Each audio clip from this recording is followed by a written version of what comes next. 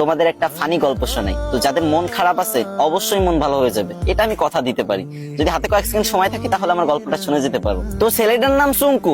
তার সমস্যা একটাই, সে ইংরেজিতে কথা কইবারই পারে না। কিন্তু ম্যাডাম তো রেগে মেগে পুরো আগুন। সুঙ্কু, তুমি যদি কালকে ইংরেজিতে কথা বলা না শিখতে পারো, না শিখে আসো, তাহলে কিন্তু তোমার খবর আছে। তো সুঙ্কু তো ম্যাডামের এই কথা শুনে ভয়ে ভয়ে বাড়িতে গেল।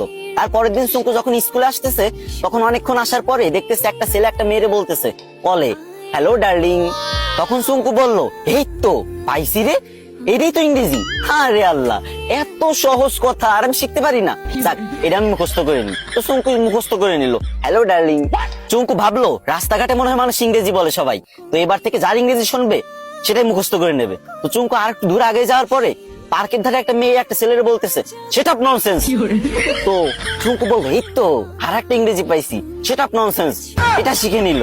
চুঙ্কু তো মহা খুশি, ভাবতেছে মনে মনে, কি রে, আমি দুইটা ইংরেজি শিখে গেছি, আজকে তো ম্যাডাম আমার কিছু কইতে পারবে না।